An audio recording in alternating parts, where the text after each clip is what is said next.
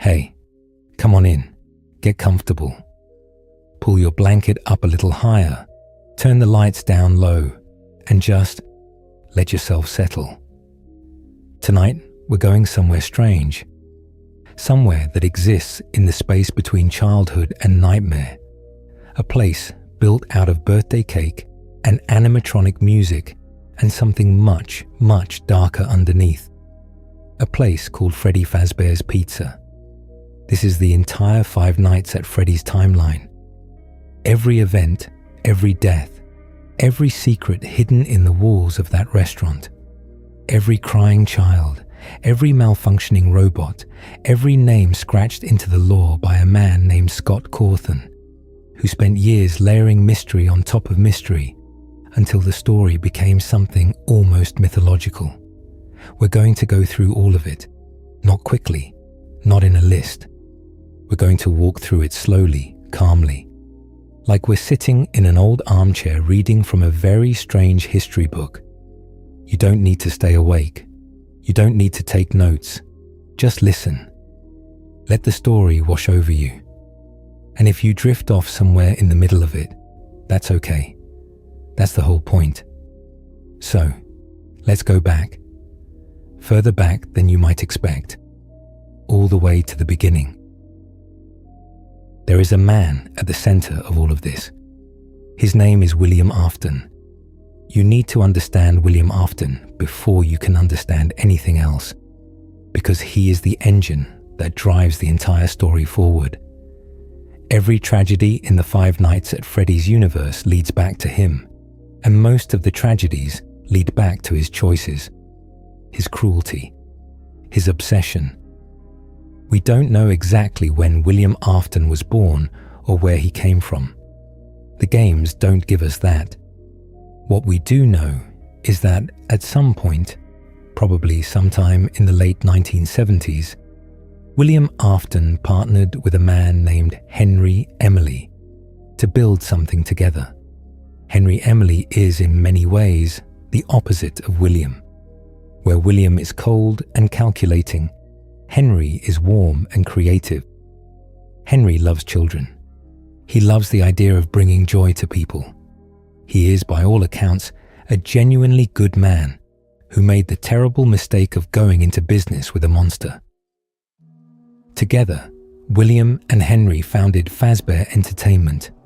They built a restaurant, a family pizza place with animatronic animals on a stage, a bear, a rabbit, a chicken, a fox, that sang songs and played music and delighted children.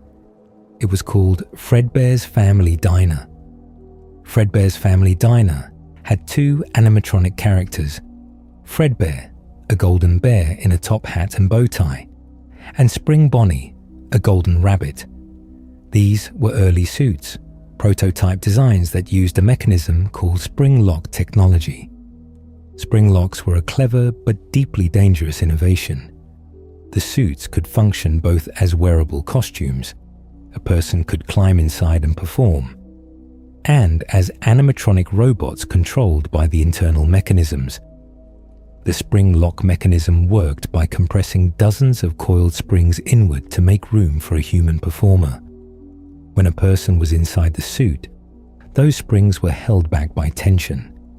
If the springs released, if they failed for any reason, the internal mechanisms, the gears and bars and metal structures would snap back into their natural position with tremendous, catastrophic force.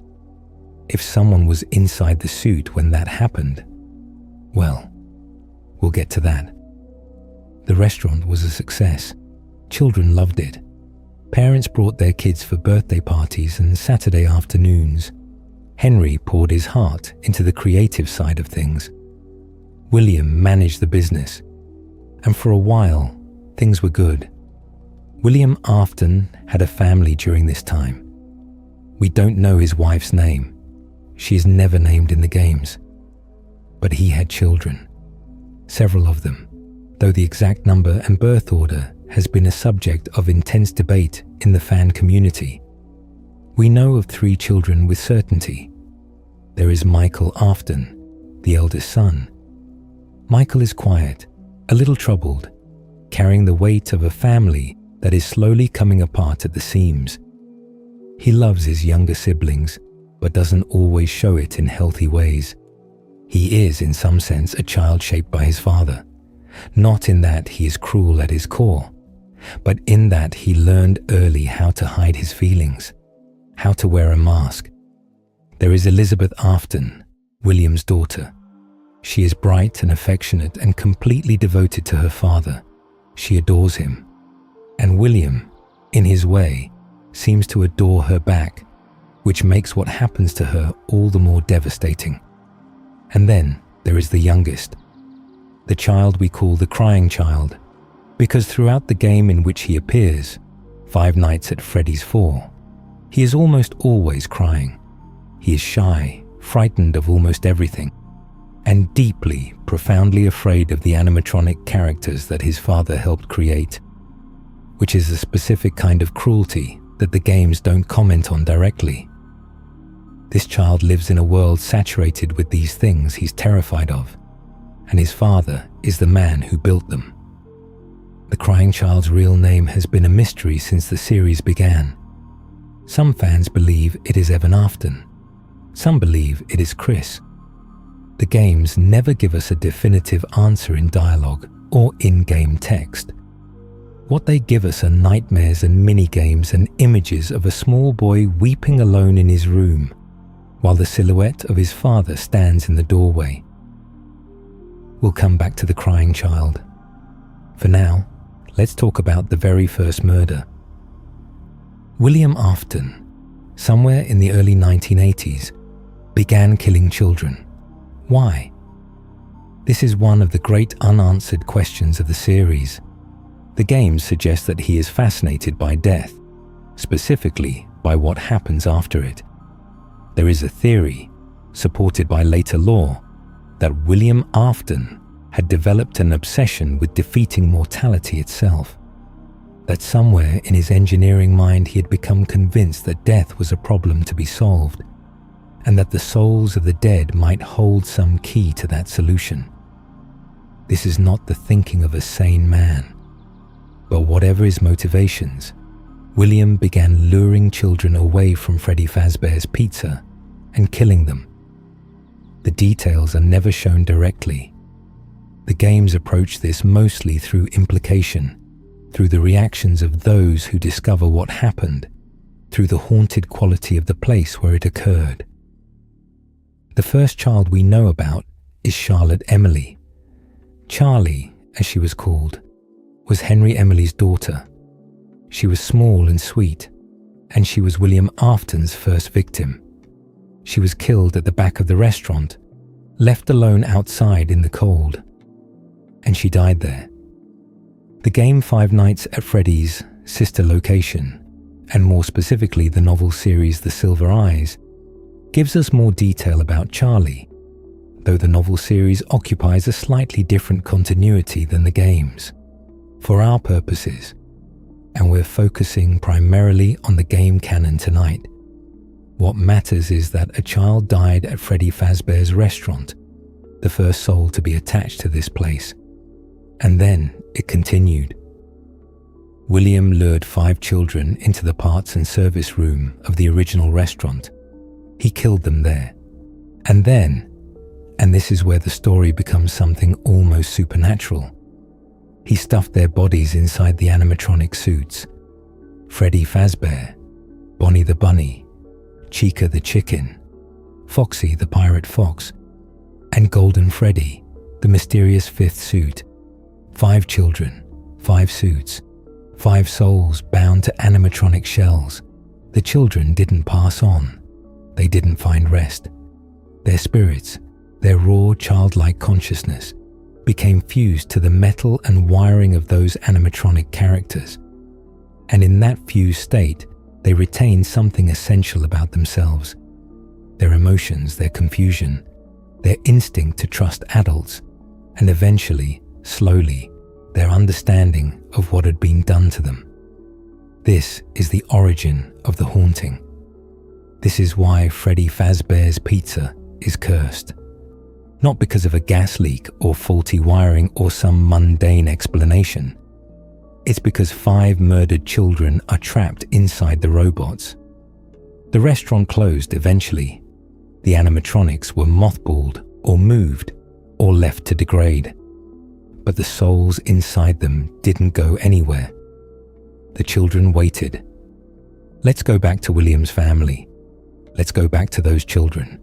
Because before the restaurant closes, before all the pieces have fallen into their final positions, something terrible happens at home. 5 Nights at Freddy's 4 is a game set in a child's bedroom. Everything is enormous, the way things look to a very small person. The closets loom. The hallway stretches impossibly long into the dark. And in the hallway, at the end, when you look at it long enough, there are eyes. The crying child's bedroom is decorated with FNAF merchandise.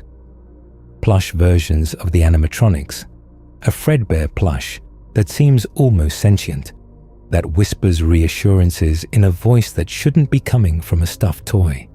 The child has nightmares about versions of the animatronics that are distorted and wrong, with too many teeth and hands where hands shouldn't be. During the day sections of the game, we see the crying child's life in brief, terrible glimpses. He has a birthday coming up. His birthday is going to be celebrated at Fredbear's family diner, the original restaurant, the one with Fredbear and Spring Bonnie. This should be a happy thing. For most children, a birthday party at an animatronic pizza place would be the best possible way to spend a day. But the crying child is terrified of the animatronics, particularly Fredbear. And his older brother Michael knows this. Michael and his friends, cruel in the way that children can be when they haven't yet learned empathy, or when they've been raised in a household that doesn't teach it, have been tormenting the crying child with this fear, locking him in the parts and service room, dangling the Fredbear plush in front of his face, chasing him through the house in their own toy animatronic masks. This cruelty has a peak, a worst moment. On the day of the birthday party, Michael and his friends take the crying child and they drag him over to the animatronic stage, and they lift him up and they push his head into the open mouth of the Fredbear animatronic. Fredbear's springlock mechanism, or perhaps just the regular bite mechanism, engages. The crying child's head is crushed. He doesn't die immediately. He lingers.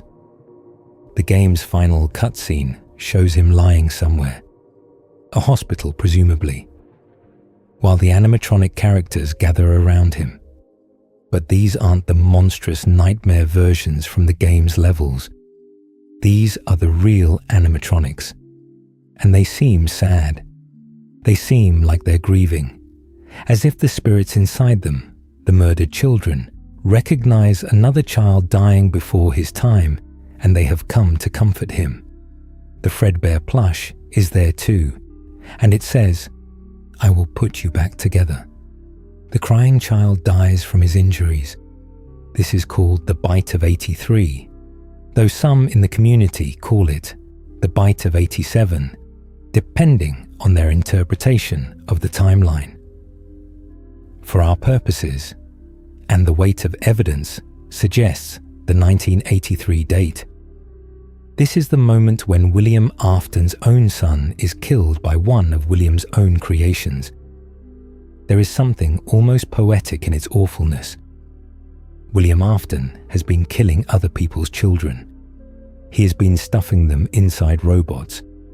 And now, through a chain of events that began with his own parenting, his coldness, the environment he created, the way his eldest son learned to be cruel, one of his own children dies the same way. Whether William felt anything in response to this, we don't know. The games don't show us William grieving. What we know is what he did next. Michael Afton, the elder brother, presumably understood what he had done.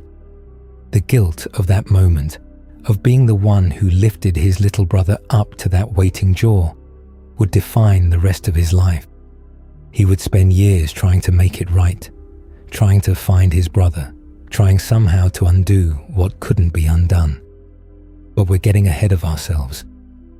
What happened to the crying child after death? This is where things become complicated and beautiful and strange. There is a character called the puppet, or the marionette. It appears in Five Nights at Freddy's 2 as a long-limbed, white-faced animatronic in a music box. And if you stop winding the music box, if you let the music run out, the puppet gets up and comes for you, and there's nothing you can do. The puppet is, we eventually learn, possessed by the spirit of Charlotte Emily, Henry's daughter, the first child William killed. She died outside the restaurant, in the cold and the rain, and something in her refused to leave. She became the puppet, and the puppet is the one who put the spirits into the suits. In a minigame in Five Nights at Freddy's 2, we see it happen. Children are killed, 5 of them, in the alley behind the restaurant, by a purple figure who is unmistakably William Afton. And the children's souls drift, confused and dimming, like candle flames in a wind. And the puppet comes to them. She reaches out to each of them in turn. She gives them something, a gift, the game suggests, symbolized by small wrapped presents. She gives them a home. She puts them into the animatronic suits. She saves them, in whatever sense that word applies to dead children. The crying child's fate is slightly different. His soul, or some aspect of it, becomes associated with Golden Freddy, the 5th suit, the most mysterious of all the animatronics, and Golden Freddy is special in ways that will matter a great deal later. For now, just know that the crying child is there, waiting inside the golden suit, and one day someone will find him. Let's return to the restaurant. William's killings, we typically call them the missing children incident, happened at the original Freddy Fazbear's Pizza. 5 children went in, and 5 children never came home. Parents reported them missing. The town noticed. An investigation happened. But William was clever. The bodies were hidden inside the suits, and the suits were the animatronics. And the animatronics were, well, they were on the stage, performing, every day, and nobody looked too closely. There were signs that something was wrong, though. The animatronics began to behave strangely. They moved when they shouldn't have moved. They looked at the security guard in the main office. At night, when the restaurant was closed, they wandered. A security log, the famous phone call transcripts in the first 5 Nights at Freddy's, refers to an employee policy that said animatronics must be allowed to freely roam during the night hours. The official reason given was that their servos would lock up if they remained stationary for too long. But the real reason, the phone guy implies, without ever quite saying directly, is that they would try to roam anyway, and it was better to let them do it where they could be observed. The animatronics also began doing something disturbing. They would wander toward the night security booth and try to put the guard inside a spare Freddy Fazbear suit.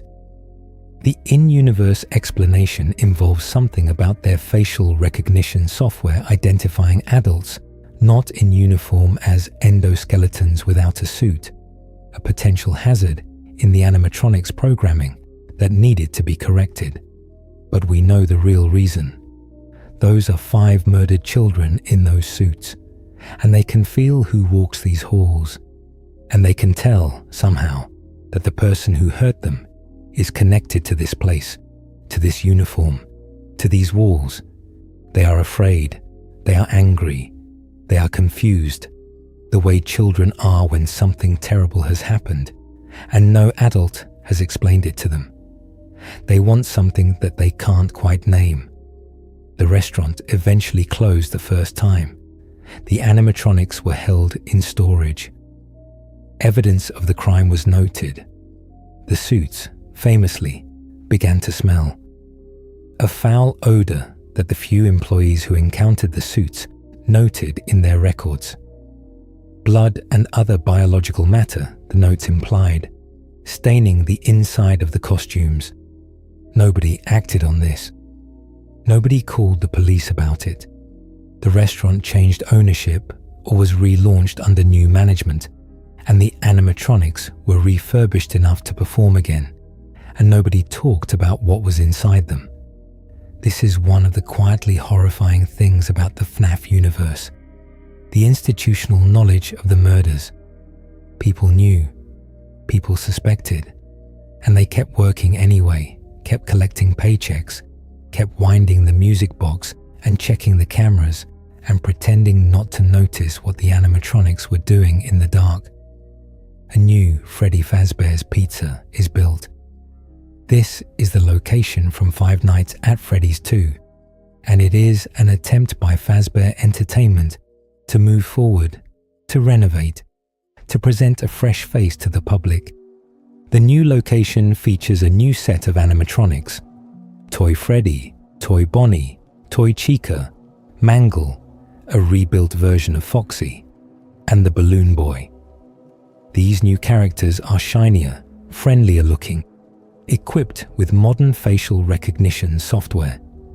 They're connected to a database that's supposed to flag registered criminals, the idea being that the animatronics would be able to identify people with criminal records and alert management. It's a nice idea. It doesn't work well, as we'll see. The old animatronics, the ones from the original restaurant, are also here. They've been stripped down to be spare parts for the new characters, or to be rebuilt later. They're called the Withered Animatronics now. Withered Freddy, Withered Bonnie, Withered Chica, Withered Foxy, and Withered Golden Freddy. They've been damaged during attempted refurbishment. Bonnie is missing his entire face. Chica's endoskeleton is visible through tears in her suit. Foxy is barely held together. They are kept in a back area called the Parts and Service Room. They are still haunted. The children inside them are still there. In the Five Nights at Freddy's 2 minigames, we get glimpses of what's happening during the day at this location. A man in purple, William Afton again, approaches children. One of the minigames shows him near a small child who follows a balloon. Another shows the aftermath of an encounter, a child lying on the ground, the shadow of William standing over them. William is still killing. And there is a new element now, a child-sized figure in a purple suit that follows children around. A small, vaguely rabbit-shaped shadow that children trust because it looks like something they might see at a birthday party. A friendly costume character. A person in a suit come to entertain them. This is sometimes referred to as Shadow Bonnie in one context, but in the context of William's murders, it refers to him using the Spring Bonnie suit as cover. He dresses as the character. He leads children away. He kills them. The puppet is here too. It has its music box. And when the music box runs down, when the winding stops, the puppet goes to fill the new suits with the new victims' souls, just as she did before. The security guard at this location is Jeremy Fitzgerald.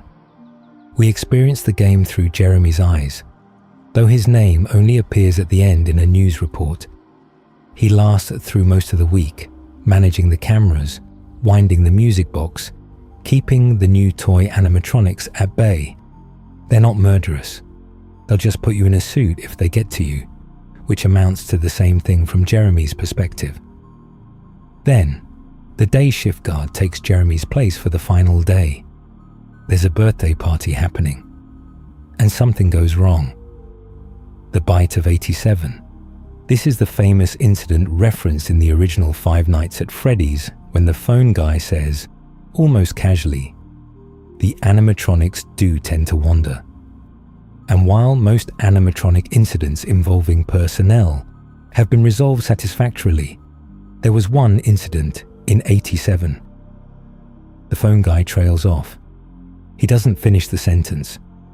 The bite of 87 cost someone their frontal lobe. They survived. The identity of the victim is debated, but the most supported interpretation is that Mangle, the damaged, rebuilt toy Foxy, bit someone during the birthday party, an employee, during the day, with children present. The restaurant closes again. The new toy animatronics are scrapped. They were too expensive to maintain and had too many incidents.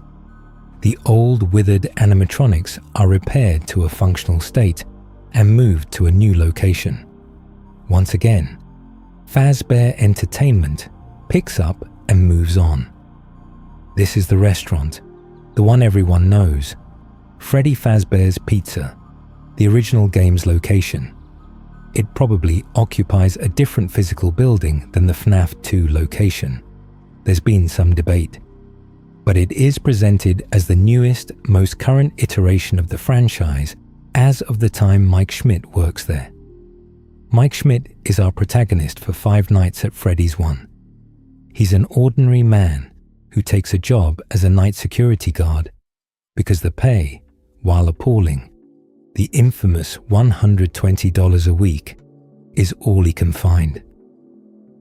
The phone guy orients him over the first several nights, tells him about the animatronics, tells him about the springlock suits, tells him, with studied casualness, about the children who went missing here, whose bodies were, quote, never found.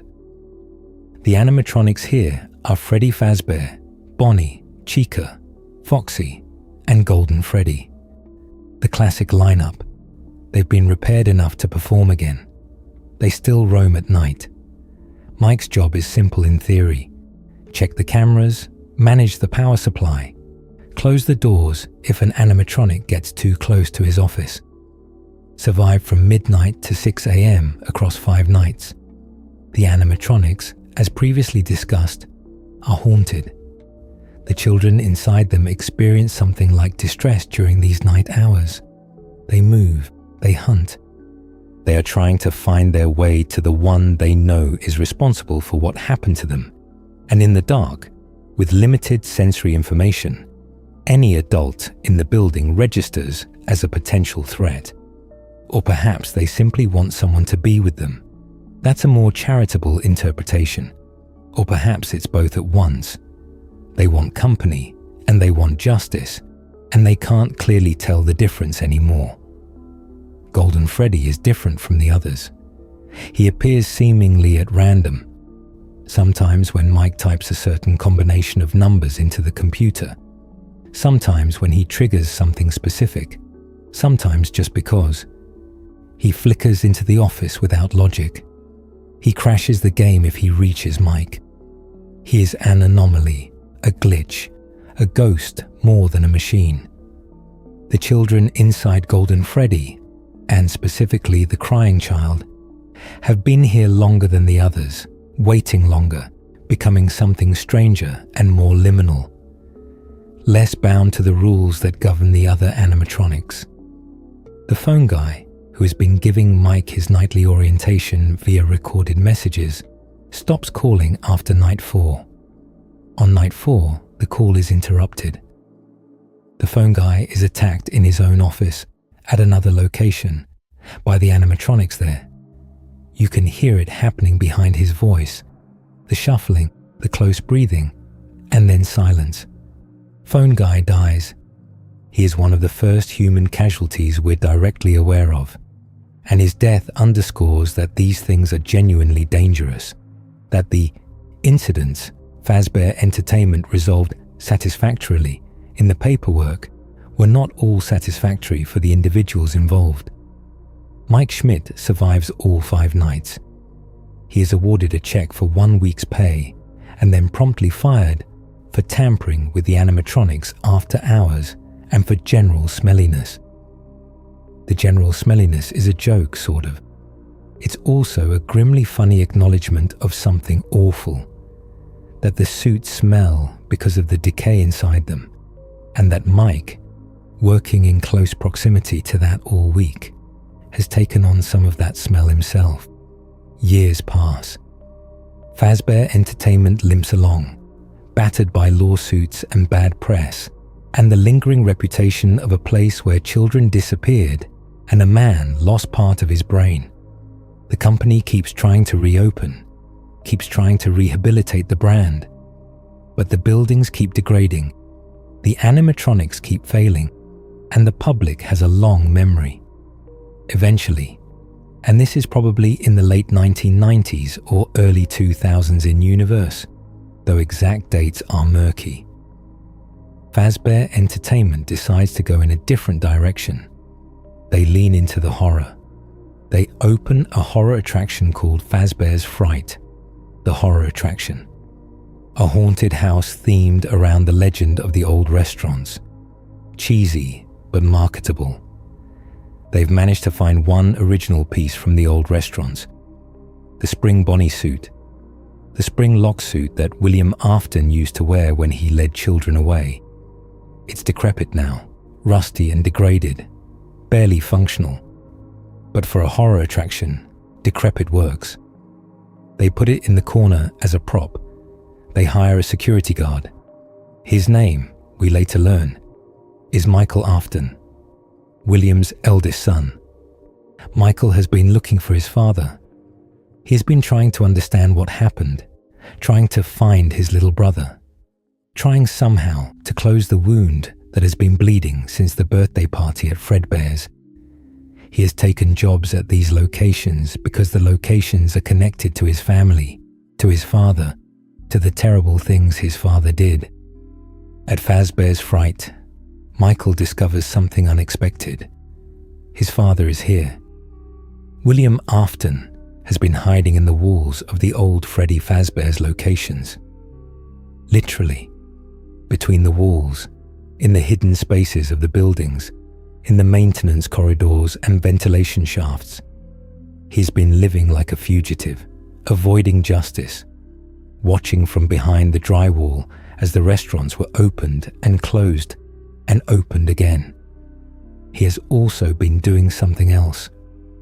In the minigames embedded in FNAF 3, we see William encountering the spirits of the children he murdered. They have come for him. They have tracked him through the building, through the walls, and now they have found him.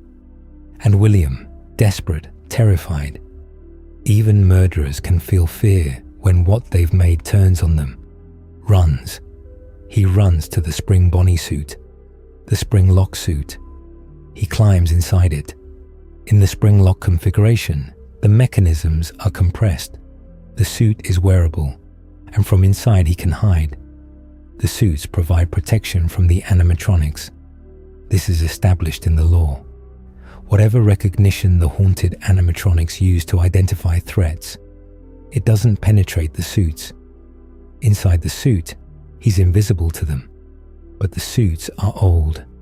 The spring locks are degraded and rusting. And there is water here. Moisture from the building. The spring locks fail. The mechanisms, all those compressed coils and gears and metal bars, snap back into their natural positions with that tremendous, catastrophic force. William Afton dies inside the spring Bonnie suit. The suit contracts around him, crushing and piercing in multiple places simultaneously. It's a terrible death. Perhaps not terrible enough, given what he did, but terrible. His blood stains the inside of the suit.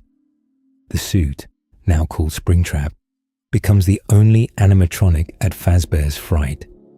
The other figures in the attraction are just props and models. Springtrap is real.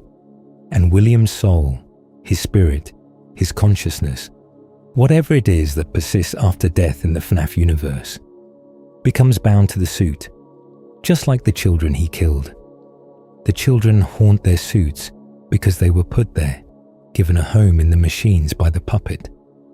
William doesn't have that gift. He is simply brutally trapped in the consequence of his own actions, in the suit he put on to escape the ones he wronged. The haunted children in FNAF 3's minigames eventually find peace. The puppet appears, and with her presence, the children are released. They're able to move on. The small ghostly figures of the 5 murdered kids drift away into the light. But William is still here.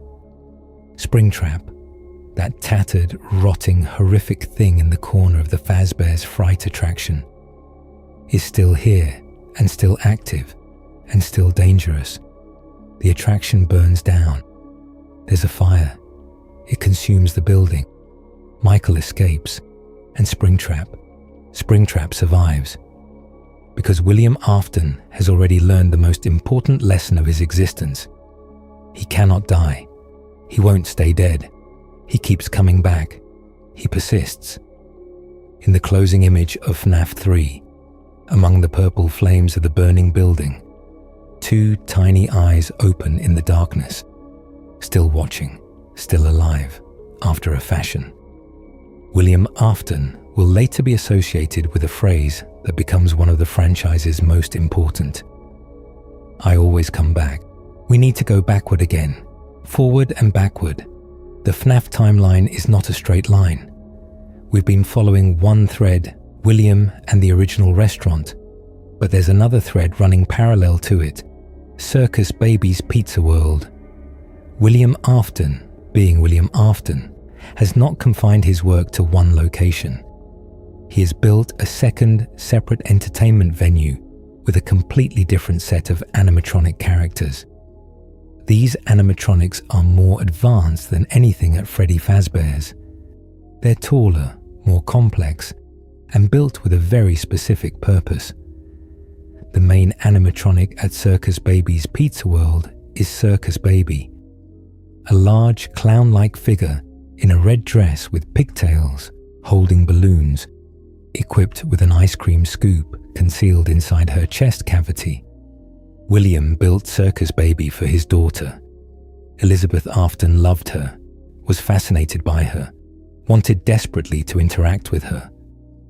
William, uncharacteristically, told Elizabeth to stay away from Baby. He told her this with what seemed like genuine urgency. Baby is dangerous, he said. Don't approach her. Elizabeth didn't listen.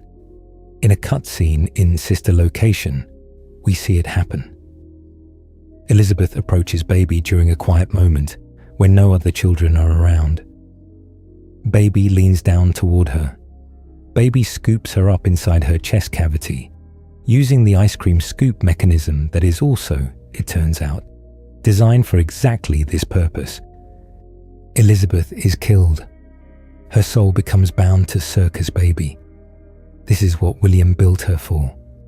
Not for his daughter, despite whatever twisted affection he might have had for Elizabeth. This was not a gift. Baby was built to collect souls, to capture children's spirits and preserve them for William's research into defeating death. Circus Baby's Pizza World was never meant to be a real entertainment venue. It was a laboratory, a trap. The other animatronics at the sister location are similarly designed. Ballora, a graceful ballerina animatronic that moves with uncanny elegance and is associated with William's wife, who died or left, or both, at some point before the events of sister location. Funtime Freddy, a smaller Freddy variant with a hand puppet called Bonbon attached to his arm. Funtime Foxy, a fox character. And Ennard, not exactly a character of its own, but a name for the combined animatronic endoskeletons, the internal mechanical frameworks that can detach from their suits and operate semi-independently. Ennard is made up of the combined endoskeletons of all the Funtime animatronics. The sister location also features a deep underground area, multiple maintenance levels, a scooping room. The scooper is a large, sharp device that can remove the internal components, the endoskeleton, from an animatronic or, in a more nightmarish application, from a human being, removing their insides to create a hollow shell that something else can then occupy. The player character in sister location is, we eventually learn, Michael Afton. He's been sent here by his father, or perhaps come of his own volition, looking for his father's secrets. To complete a task, he works through the facility over several nights. He encounters all of the animatronics. He learns what this place really is. On the final night, he is tricked. The animatronics of the Funtime family, guided by Ennard, the combined endoskeleton, and by the voice of Elizabeth as Baby, lure him into the scooping room. They use the scooper on him. His insides are removed. He dies. And then Ennard enters his body. The combined endoskeleton, wearing Michael Afton like a suit, walks out of the facility in the dead of night. Michael is gone. His body, empty and degrading, is being worn by a machine. Except Michael Afton doesn't stay dead either. This seems to be a trait the Afton family shares. Or perhaps it's something the FNAF universe extends to people who have sufficiently close connections to the paranormal energies that flow through this story. Whatever the reason, Michael's body, inhabited by Ennard, begins to decay in ways that make Ennard's presence untenable. After some time, weeks perhaps, Ennard is expelled from the decomposing body, and Michael's body continues to exist. He wakes up. He is purple now, discolored, clearly not quite alive in any normal sense, clearly something more and less than human. He speaks to his father in the post-credit sequence, a voiceover that might be Michael narrating to William. And he says, "I did it, Dad. I found it. I'm going to come find you." Meaning, he's going to Freddy Fazbear's. He's going to finish what he started. He's going to find whatever remains of William Afton, and perhaps find his brother, the crying child, still waiting inside Golden Freddy.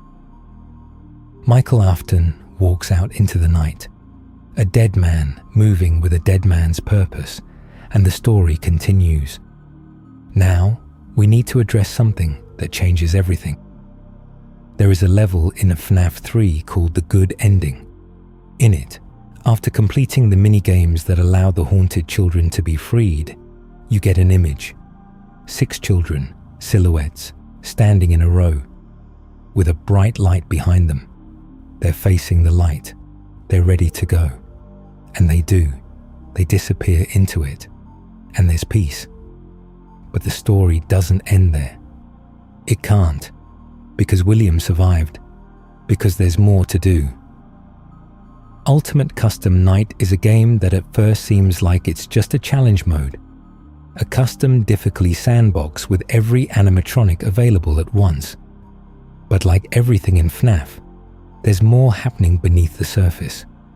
The framing of Ultimate Custom Night suggests that the player character, the person in the office, trying to survive, is William Afton himself. William is in a kind of hell. He keeps dying. Every animatronic comes for him, and every time he's defeated, he wakes up again to face them again. He is trapped in a loop of attempted murder and failure and reset. And overseeing this loop, designed this loop, is the puppet, or rather, Charlotte Emily, or rather, Henry. Because by the time of Ultimate Custom Night, the figure guiding events is associated with Henry Emily in ways that will become clear. Henry, who lost his daughter. Henry, who watched his business partner murder children. Henry, who spent years figuring out what to do about it. There are voice lines in Ultimate Custom Night where the character known as Scraptrap, a heavily degraded version of Springtrap, speaks. There are lines where Golden Freddy speaks. There are lines that suggest awareness of the game's recursive, trapped nature. Golden Freddy says, "I will put you back together." The same words the Fredbear plush said to the dying crying child. Because Golden Freddy is the crying child. Is Cassidy, the name many fans have assigned to the spirit inside Golden Freddy, based on in-game evidence, the child who was promised that they would be put back together, who has been waiting all this time, who has finally, in the endgame, found a purpose for their suffering. That purpose is to be the inescapable consequence, to be the one who ensures William Afton can never truly move on. You can't hide from me forever. This is what Golden Freddy says. This is what the crying child, trapped and transformed, has become. The jailer of his father's murderer. The cycle continues. William is trapped. He suffers. He cannot die, but he cannot escape. This is his eternity, or one version of it. The question of whether this is justice or something more complicated is one the games leave very deliberately unanswered. We talked about FNAF 4 early on, but there's more to say about it, because its structure carries meaning beyond the surface narrative. The game takes place in real-world time, during what appears to be the final weeks before the bite of 83. The crying child is playing a FNAF-themed video game, a recursive detail that ties the meta-narrative into the physical one. In his game within the game, the animatronics are horrifying. They're wrong. Their faces are contorted, their proportions disturbing, their eyes hollow and angry. These nightmare versions, Nightmare Freddy, Nightmare Bonnie, Nightmare Chica, Nightmare Foxy, and their combined manifestation, Nightmare Fredbear, are how the crying child experiences the animatronics in his imagination and in his dreams. They are the shape of his deepest fears given form. But they're also something else, because the game is set in 1983, before a lot of the murders at the main restaurant, before the missing children incident, before most of what we've discussed. And yet the bedroom is decorated with FNAF merchandise from the full animatronic lineup.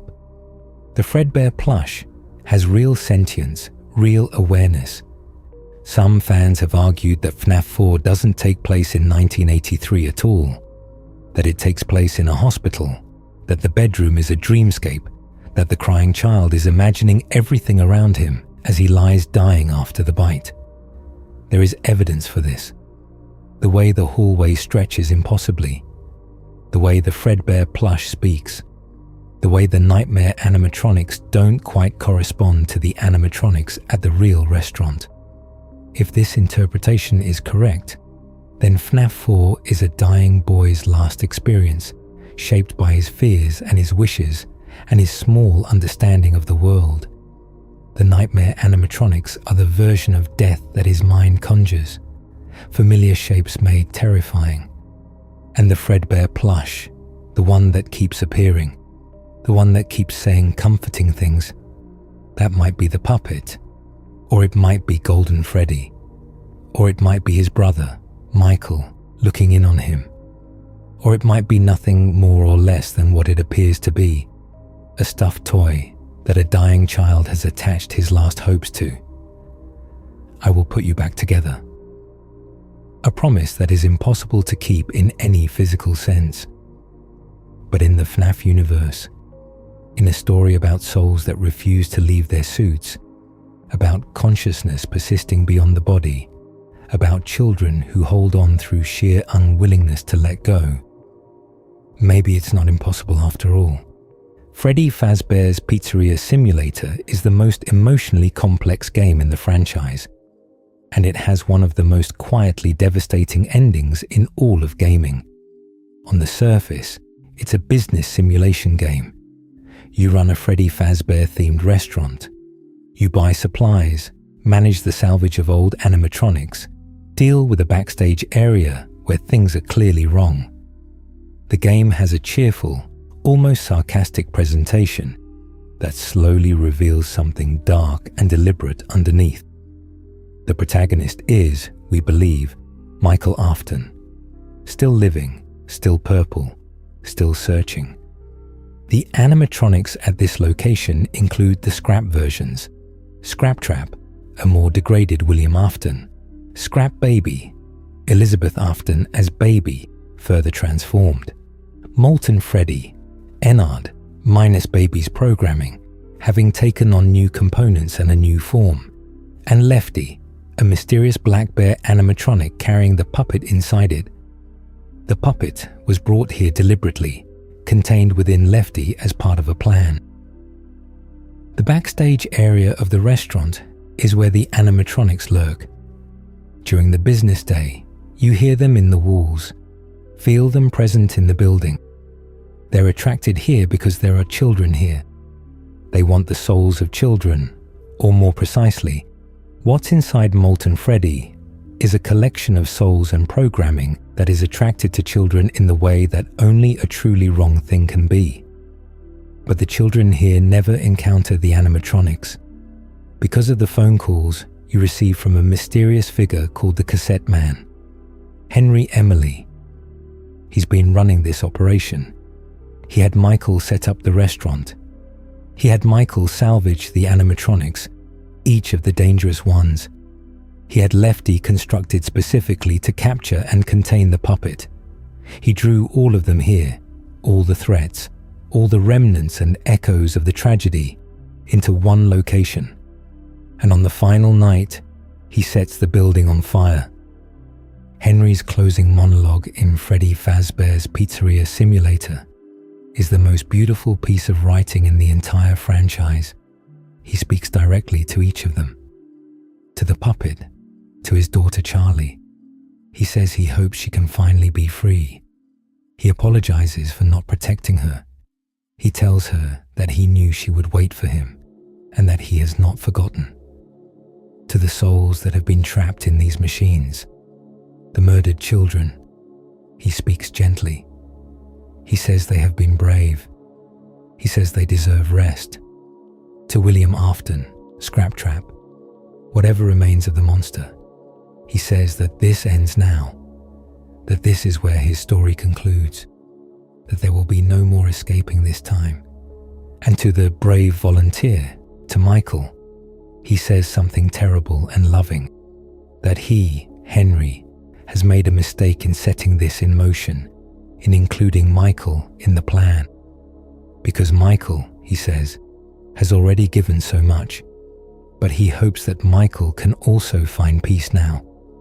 The restaurant burns, everything burns, and in the fire, presumably, William Afton's physical form is finally destroyed.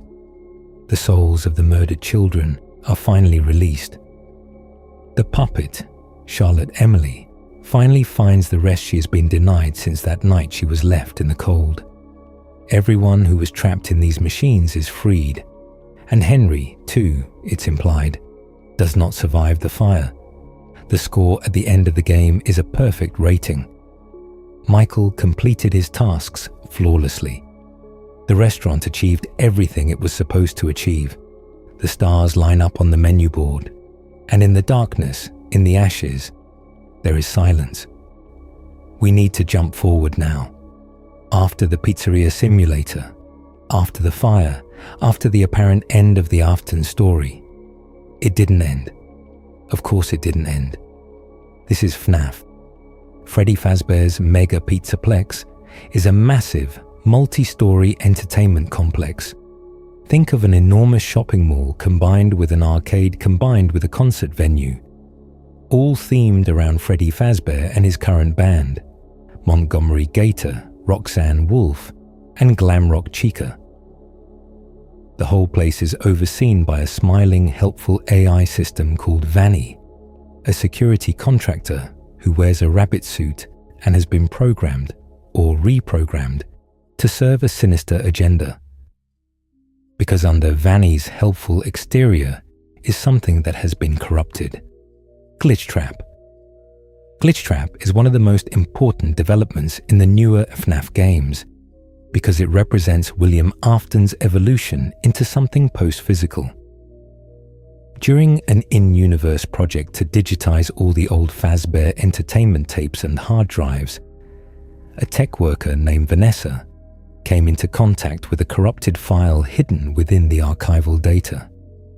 The file contained a fragment of William Afton's programming, perhaps a deliberate attempt he made to back up his consciousness before death, perhaps something that formed spontaneously from the residual data of all those haunted animatronics whose records were being archived. Whatever it was, it called itself Glitch Trap. It looked like Spring Bonnie, the Golden Rabbit suit. It interacted with Vanessa through her VR headset as she played the archival game, slowly building trust, slowly insinuating itself deeper and deeper into her mind. By the time the events of Security Breach begin, Vanessa has become Vanny. She is still in there somewhere. There's evidence of a genuine person fighting against the corruption. But something of Afton's will has taken up residence in her, guiding her actions, using her as a vessel the way Ennard used Michael. The protagonist of Security Breach is Gregory, a young boy who has somehow ended up trapped in the Mega Pizzaplex overnight after closing time. He teams up with Glamrock Freddy, the newest version of the franchise's main mascot, who is inexplicably kind and protective toward Gregory, to survive the night and escape the building. Vanny is hunting them. The other Glamrock animatronics, Monty, Roxy, Chica, have been corrupted by something in the building's systems, and they hunt Gregory aggressively. Security Breach is interesting narratively because it shifts the franchise's focus from the sins of the past to the ongoing ripples those sins create. Afton is here only as a shadow, a virus, a will that has outlasted its body. The story is primarily about a child trying to survive and an animatronic who chooses again and again to protect him, which echoes back to the earliest FNAF lore about animatronics and their relationship to children. The game has multiple endings, some good, some bad, some deeply strange. One involves Freddy sacrificing himself to protect Gregory. One involves confronting something deep in the Pizzaplex that wears William Afton's face. The Ruin DLC for Security Breach introduces Cassie, a young girl who enters the abandoned, destroyed Pizzaplex after the events of the main game, looking for her friend Gregory. She's guided by a Vanny mask with a voice in it, which is actually another trap laid by Afton's digital remnant. Inside the ruined building, in the deep servers below, something is being rebuilt. The story continues. It would be incomplete to talk about FNAF without mentioning the novel trilogy, The Silver Eyes, The Twisted Ones, and The Fourth Closet, written by Scott Cawthon and Kira Breed Risley. These books follow a version of the story that shares DNA with the games, but exists in a slightly different continuity. In the novels, Charlotte Emily, Charlie, is the protagonist. She's a college-age woman who returns to her hometown and begins investigating the mystery of Freddy Fazbear's Pizza, of her childhood, of the night her best friend Michael Brooks, not the same Michael Afton, was murdered there. The novels are excellent in their own right and add texture to the universe, particularly in their portrayal of Henry Emily as a grieving, brilliant, ultimately self-destructive man who could never quite separate his love for his daughter from his obsession with his work. In the game canon, Charlie is the puppet. In the novel canon, she's something more complex, a series of iterations, rebuilt versions of herself created by her father after her death. Each one slightly different from the last, each one discovering the truth of her own existence in different ways. The novels are dark and sad and kind of beautiful, and they end with a version of the fire, of Henry's sacrifice, that feels complete in a way that's slightly different from the game ending. We won't trace the whole novel continuity tonight. That could be its own video, its own 3-hour exploration. But it's worth knowing they exist, that there are other facets of this story being told in different forms. Let's talk about what's actually happening in FNAF at a metaphysical level. Because Scott Cawthon is not just telling a story about hauntings. He's built a system. The concept of remnant is introduced in the later games and books. Remnant is the physical substance of emotion. It's what's left behind when someone feels something intensely: terror, grief, love, rage. Remnant in the FNAF universe is literally present in matter that has been exposed to extreme emotion. The springlock suits are saturated with remnant. The locations where children died have it concentrated in the walls, the floors, the very air. The animatronics, soaked in the deaths of children, soaked in the terror of those final moments and in the grief of the souls that remained, are essentially remnant batteries. They hold more psychic or spiritual energy than almost anything else in the universe. And this is why they can move when they shouldn't, why they can perceive things the dead shouldn't be able to perceive. William Afton discovered remnant, or theorized it, the way a scientist theorizes the existence of a particle before they can detect it, and realized that the presence of remnant in an object seemed to confer a kind of persistence on it. Things soaked in remnant tended to survive, tended to come back, tended to continue. He wanted that for himself. This is why he killed. This is why he stuffed the bodies in the suits. He wasn't simply violent or sadistic, though the capacity for those things clearly existed in him. He was experimenting. He was trying to understand how remnant worked, how to harness it, how to make himself something that couldn't be destroyed. And in a terrible, ironic way, he succeeded. He is still here, still present, still coming back in some form. But so are the children. Remnant doesn't discriminate. It preserved William's soul in Springtrap. It preserved 5 children in 5 suits. It preserved Charlotte in The Puppet. It preserved Elizabeth in Baby. It preserved the crying child in Golden Freddy. Everyone who encountered extreme emotion in close proximity to these machines, in these locations, left a piece of themselves behind, and those pieces persist, and they interact, and they hunger for resolution. This is why the Pizzaplex still echoes with something old.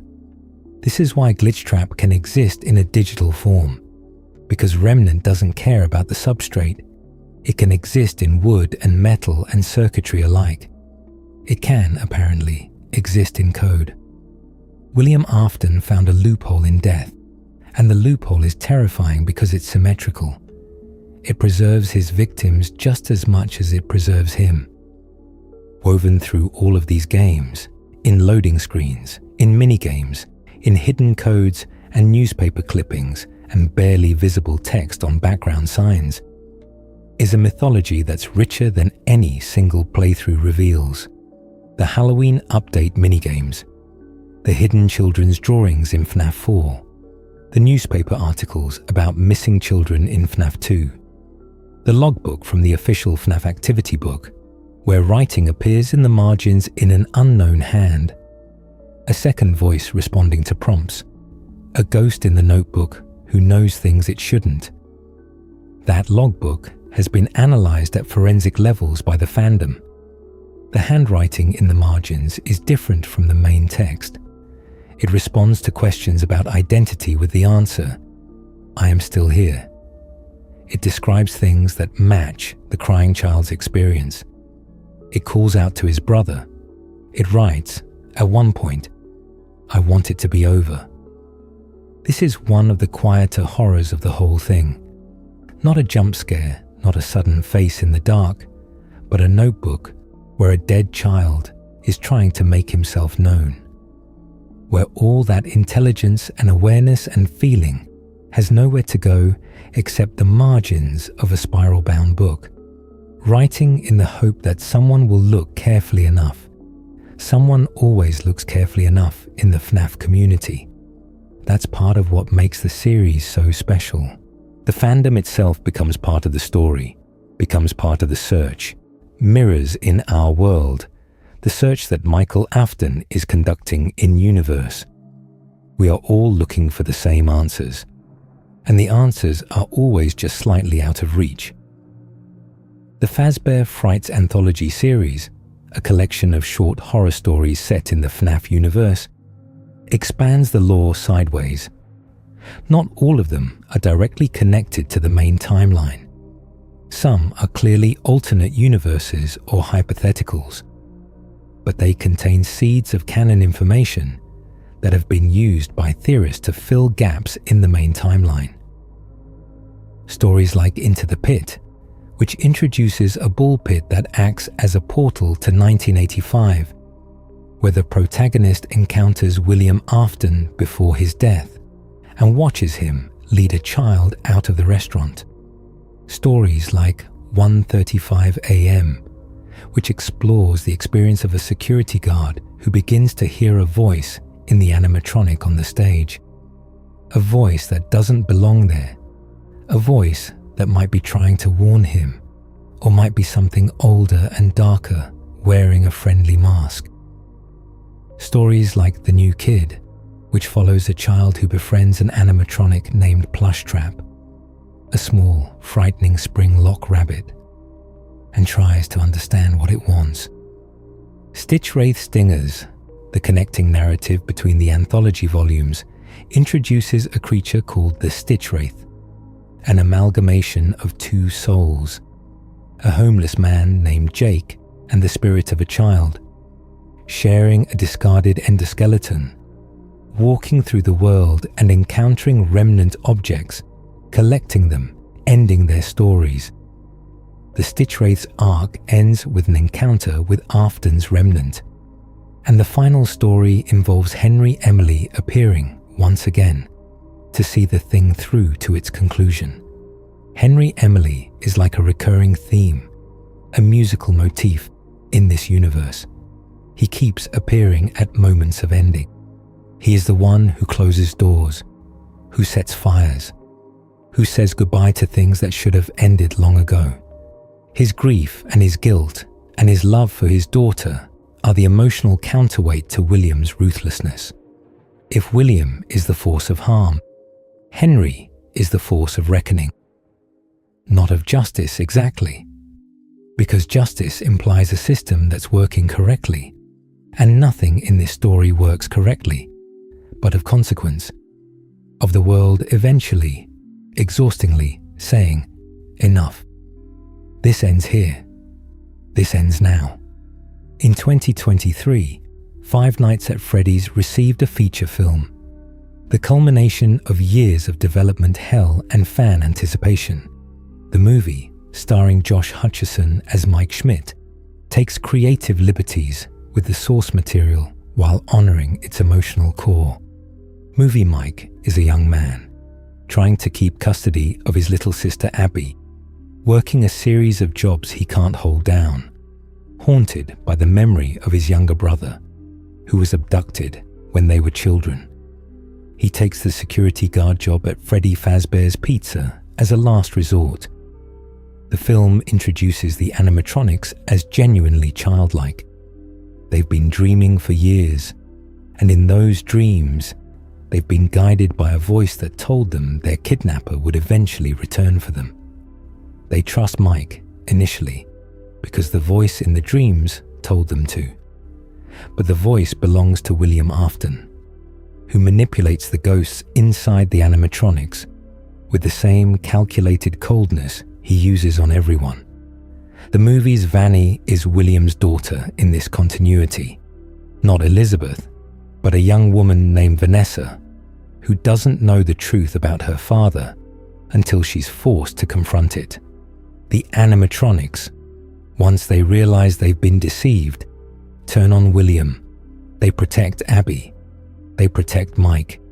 The film ends with Freddy's eyes opening in the final frame, suggesting the children inside are still there, still watching, still in some sense present. The film isn't a perfect adaptation. It simplifies the lore, changes the family dynamics, softens some of the harder edges, but it captures something essential about why the franchise resonates. The idea that underneath the machinery, there are children, real children, with real fear and real loyalty and real love. They were wronged and they haven't forgotten. They're waiting for someone to finally make it right. The ruined DLC, set in the destroyed ruins of the Mega Pizzaplex after the events of Security Breach, tells Cassie's story. Cassie enters the building looking for Gregory, guided by a voice in a Vanny mask. The building has been evacuated and then abandoned. The animatronics destroyed or dormant. The whole place dark and overgrown in the way that abandoned places get overgrown. There's something almost post-apocalyptic about it. The voice in the mask tells her Gregory is in trouble below, that she needs to help him, that she needs to descend through the levels of the building to find him. This is a trap. What's below is not exactly Gregory. What's below is a new form of something very old. A reconstruction of Afton's consciousness attempting to build itself a new physical presence using the systems of the Pizzaplex. It looks like Gregory. It sounds like Gregory. But Gregory's actual whereabouts, the real boy, are uncertain. The DLC ends with Cassie and Freddy confronting this thing, and Freddy, a rebuilt or remnant version of Glamrock Freddy, sacrificing himself again to destroy it. There are still questions the DLC leaves open. Is Gregory real? Where is he? Is the thing below actually Afton or something else using his architecture? What happens to Cassie after the building collapses around her? These questions will presumably be answered in future games, because the story is still being written. Scott Cawthon continues to add to it, and each edition opens as many doors as it closes. We've covered a great deal of ground tonight. A lot of murders, a lot of supernatural mechanics, a lot of springlocks and soul physics and animatronic endoskeletons. But let's talk for a while about what the story is actually about, because it's not really about robots. It's not really about jump scares or power meters. It's about children who were failed by the adults around them. It's about a father who treated the world and its people as raw material for his ambitions. It's about another father who spent his whole life trying to clean up the mess that ambition made, and who ended up having to sacrifice everything to do it. It's about a child, the crying child, who was scared of everything, who had no protection, whose own brother hurt him without understanding the full weight of what he was doing, who died believing in a promise that couldn't be kept. And it's about all the others, the 5 children in the suits, who found each other in the dark and held on, who were given a home by a dead girl with pigtails who refused to let them be alone, who spent years, decades, waiting for the cycle to break. This is the story of what happens when harm accumulates, when a small cruelty by a brother compounds into a catastrophic accident, when a man's ambition cracks open into something monstrous, when the institution, Fazbear Entertainment, with its lawsuits and its cost-cutting and its willful blindness, enables the damage to continue because it's easier than stopping. And it's the story of persistence. Not just William's persistence, his horrible refusal to stay dead, but the children's, Charlotte's, Henry's, Michael's, all of them, persisting through things that should have ended them, held together by something the games are generous enough not to explain too precisely. Call it love, call it grief, call it the particular stubbornness of children who know they were wronged and refuse to let it go unacknowledged. Whatever it is, it's human, profoundly human. In a story full of metal and wires and springlocks and jump scares, the thing that makes it work is that the souls inside the machines are recognizably real, recognizably children, recognizably afraid and hoping and wanting. That's why we keep coming back to this story. That's why a game about a security guard watching cameras at a pizza place became one of the most elaborately theorized fictional universes of the 21st century. Not because of the horror, though the horror is effective, because of the humanity. For those who want it all in one place, let's walk through the full timeline one more time, in order, quietly and completely. The founding era. Henry, Emily, and William Afton establish Fredbear's family diner, probably in the late 1970s. The springlock animatronics Fredbear and Spring Bonnie perform for children. Business is good. The families, Henrys and Williams, orbit the business. The first death, Charlotte Emily, Henry's daughter, is murdered by William Afton outside the restaurant. Her soul becomes bound to the puppet, the marionette animatronic. She does not pass on. She waits. The expansion. Fazbear Entertainment grows. The original Freddy Fazbear's Pizza location opens with the full animatronic lineup: Freddy, Bonnie, Chica, Foxy. Spring Bonnie and Fredbear continue to perform at the original diner. The missing children incident. William murders 5 children in the parts and service room. The puppet gives their souls homes in the animatronic suits. The haunting of Freddy Fazbear's begins. The bite of 83. Michael Afton and his friends push the crying child into Fredbear's mouth. The crying child is mortally wounded, lingers briefly, and dies. His soul joins Golden Freddy. The FNAF 2 location. A new, larger Freddy Fazbear's opens with the toy animatronics and the withered older models. William continues to kill. More children die. Their souls are added to the puppet's charge. The bite of 87. Mangle bites an employee during a birthday party. The restaurant closes. The FNAF 1 location. The classic Freddy Fazbear's Pizza. The withered animatronics are repaired. Mike Schmidt works the night shift, survives 5 nights, and is fired. The restaurant eventually closes. Circus Baby's Pizza World. William builds the sister location with the Funtime animatronics, designed to capture children's souls. Elizabeth Afton is killed by Circus Baby. The location is closed to the public, maintained as an underground facility. Michael's journey to the sister location. Michael, sent by his father or driven by his own need to find the truth, works at the underground facility. He is scooped, killed, inhabited by Ennard, and then revived in a degraded state after Ennard is expelled. Fazbear's Fright, the horror attraction. William Afton, long in hiding, is found by the souls of the children he murdered. He retreats into the Spring Bonnie suit. The spring locks fail. He dies and becomes Springtrap, his soul bound to the degraded suit. The FNAF 3 location. Michael Afton works at Fazbear's Fright as its security guard. Through minigame interactions, he facilitates the release of the haunted children's souls. The building burns down. Springtrap survives. Ultimate Custom Night. William Afton's soul, still trapped in an endless death loop, is tormented by the spirits of those he wronged, particularly the crying child / Cassidy and Golden Freddy.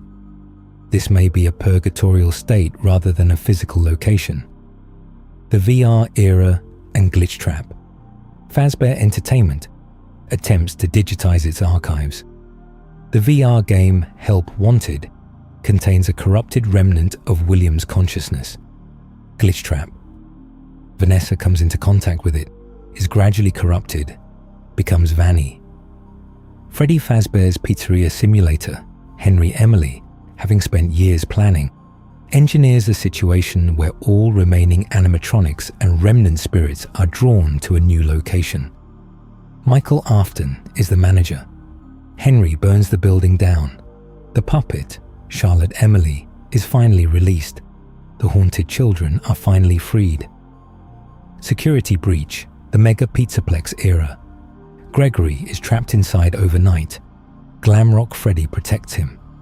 Vanny / Vanessa is the primary threat. Glitch Trap's agenda unfolds.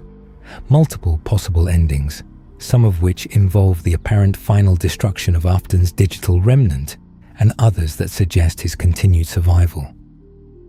security breach, ruin. Cassie enters the destroyed pizzaplex, is deceived by what might be Afton's latest form, and works alongside a version of Freddy to stop whatever is building itself in the deep levels of the building. One of the most moving ongoing projects in the FNAF community is the effort to name the children, the 5 who were murdered and put in suits. They were given identities by dedicated fans who have combed through every available piece of media looking for clues. Gabriel, Susie, Jeremy, Fritz.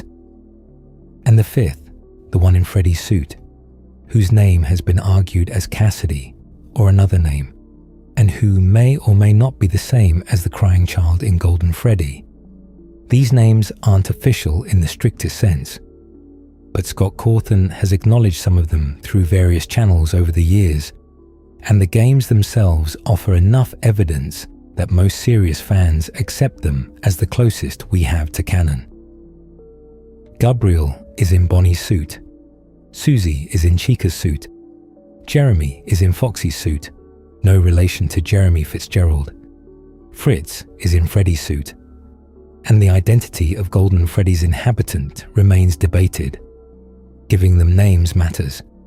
It changes the experience of the games, actually. When you know that the bear shuffling toward your office in the dark is named Fritz, that he was a real child who loved whatever kids in 1983 loved, who had a family and a birthday and a favorite food, and who trusted the wrong adult. The horror becomes something more than fear. It becomes sadness, a profound, quiet sadness that the series has always had at its center, underneath all the screaming and the static and the purple silhouettes. These were children. They still are, in some sense.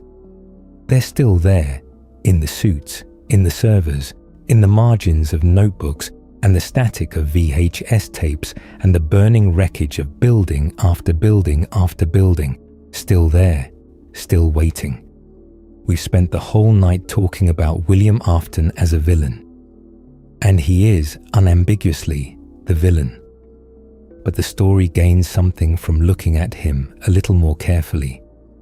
William is not a monster in the sense of a mindless predator. He is a monster in the more troubling sense. A person who made choices, who built something, who had a family, who had genuine creative and engineering talent, and who pointed all of it at the worst possible targets. The question of why William Afton kills is one the games deliberately leave partially unanswered. We're given the remnant theory. He wants to defeat death, wants to understand immortality, sees murdered children as a kind of fuel for that research. We're given hints of a personality that has been present in the franchise from the beginning. The calm cruelty, the patience, the willingness to wait in walls for years if that's what it takes. What we're not given is a backstory. We don't know what made him this way. We don't get a tragic childhood or an explanation that would let us say, yes, he was always going to become this. He is simply a man who did terrible things and who kept doing them and who used his intelligence in the service of harm. This is honestly the most frightening possible portrayal. Monsters with backstories are explicable. Monsters who are just men, men who decided, men who chose. Those are the kind you can't predict or prevent. Henry Emily is William's shadow in this sense. He knew William, presumably for years, trusted him, built something with him, and then had to watch as the thing they built together became the instrument of his friend's crimes, had to reckon with the fact that his trust was misplaced, that his daughter died because he didn't see what was standing right next to him. Henry's guilt is enormous. His plan, the fire, the ending, is as much self-immolation as it is justice. He is a man destroying everything he ever touched because everything he ever touched eventually led back to that night outside the restaurant, to a small girl left in the cold. Let's spend some time with the souls themselves, not as plot elements, but as people. The 5 children in the suits were at a birthday party. Somebody's birthday. Possibly one of theirs. Possibly just a party they'd been brought to. They were probably eating pizza. Definitely happy. Children at a birthday party at an animatronic restaurant are one of the most purely joyful things in the world. The noise and the light and the music and the sense of occasion. And then William Afton. We don't know how he did it. The games show the purple figure and the aftermath, but not the method. Lured them, almost certainly. Made them feel safe, the way an adult at a children's venue would make them feel safe. Led them away from the party, away from their parents, into the parts and service room. And afterward, the puppet came, and the puppet gave them something to hold on to. These children have been aware in some fashion for 40 years. In the suits, in the dark, listening to the music of the restaurant above them during the day and moving through the empty halls at night. They've been aware through the transitions, the closing, the reopening, the new suits, the fire, the horror attraction, all of it. What do they think about? What do they feel in those dark years between the stories we see? The games suggest they retain their childlike emotional vocabulary. They're not malevolent. They're scared and confused, and they want what they wanted before they died. To feel safe, to feel loved, to feel known. The puppet gave them each other, which is something. They have a kind of community, a strange animatronic community of haunted machines. And they have the belief, or the hope, that someday this will end. That someday someone will come, and the cycle will break, and they'll be able to go. Henry gives them that, eventually. Henry and his fire. The good ending is real. The children are freed. They go. But here's the question that the post-simulator games quietly raise. If they're gone, and William's soul is still here in some form, digital, spectral, persistent, who is left to oppose him? The puppet is gone. Golden Freddy may be gone. The machinery of consequence has dismantled itself in the act of achieving consequence. And William, Glitchtrap, the digital remnant, is still here, still building, still waiting, still coming back. There's one character type in FNAF who doesn't get enough credit, the security guard.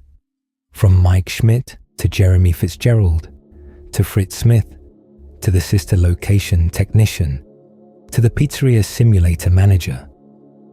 The security guards of the franchise are ordinary people who take low-paying jobs and walk into a situation that is far, far beyond the scope of night security. They don't, as a rule, have special powers. They don't have knowledge going in. They have a phone that plays recorded messages, a limited power supply, and a cramped little office. They have their clipboard and their uniform, and they survive.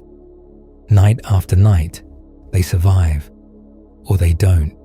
The death screens, the jump scares, the implication of what happens to guards who weren't fast enough or careful enough with the doors. But the ones we follow survive. And their survival is significant, because in a story about souls that can't leave and harm that perpetuates across decades, the security guard is the one who bears witness, who is present in the building when everyone else is gone, who sees what the animatronics do in the dark, who hears the phone calls and reads the logbooks and is implicated by their employment in a system they didn't create. Michael Afton, as security guard, is the most self-conscious version of this. He chooses the job. He needs the job. He is the job. But even the anonymous guards who appear in these games are participating in the story in a meaningful way, by showing up, by not looking away, by staying in the office until 6 a.m. There is something quietly heroic about that, even if the heroism is accidental. One of the most powerful images in all of FNAF is the music box.